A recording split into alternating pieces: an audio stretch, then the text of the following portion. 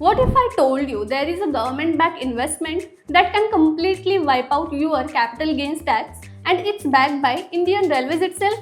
Welcome back. Today we are covering the IRFC capital gain bond issued by the Indian Railways Finance Corporation Limited. IRFC is the dedicated financing arm of Indian Railways, fully owned by the Government of India.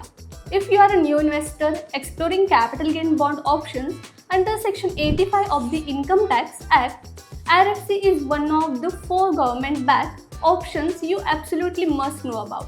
Let's walk you through everything. IRFC has an impeccable track record as the sole borrowing arm of Indian Railways. Its bonds carry AAA ratings from CRISIL, ICRA and CARE, reflecting the strongest possible creditworthiness. Essentially, investing in IRFC bonds is as close to a sovereign-backed investment as you can get in the corporate bond market. Sold within 24 months, these bonds will not help. Section 85 applies only to the long-term capital gains property held 24 plus months.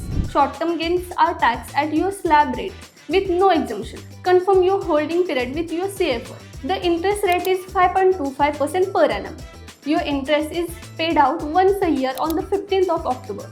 The lock-in is 5 years on the maximum investment allowed is 50 lakhs per financial year, in the line with the Section 85 limit. Tip: don't let the annual interest sit idle. Put it work via a mutual fund lump sum or SIP and let it compound through the 5-year lock-in. Invest within 6 months of selling or before your ITR filing date, whichever is earlier. Running out of time, park the amount in a capital gains account at any public sector bank to hold your exemption. No TDS for domestic investors, though the interest is taxable. TDS applies to NRIs. On maturity, the bonds will be automatically redeemed by the IRFC and the proceeds will be credited directly to your registered bank account. No surrender of bond certificate. The subscription mode is 100% on application. Do you need a Demat account or a new bank account? No. A Demat account is not mandatory. If you don't have one, you will receive a physical bond certificate. No new bank account is needed either. Your existing account works perfectly. Here are the questions our investors frequently ask. When will my bonds be allotted? If payment is received between the 1st to 15th of the month, bonds will be allotted on the last date of the same month. If payment is received between the 16th to the last date, allotment is processed on the 15th of the following month. I have submitted my application. Can I claim the tax benefit right away? Yes. Once you submit your application at a designated bank branch or collection center, you will receive an acknowledgement slip. This copy is sufficient for your taxation purpose.